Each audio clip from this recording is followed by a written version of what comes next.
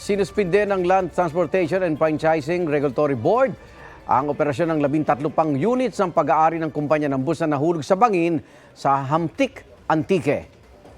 Titignan namin yung ledgers sa terminal, kung ano yung kondisyon bago ito umalis. And then of course, we will look also into the condition of the driver. I understand isa sa mga nasawi yung driver, but we will be conducting a test kung yung driver ba, ilasing ba at the time.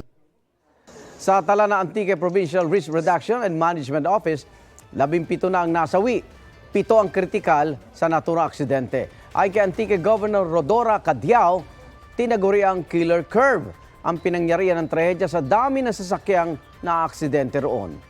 Kwento rin ng isa sa mga nakaligtas, narinig niyang pinag-uusapan ng driver at konduktor na tila may problema sa bus bago mangyari ang aksidente.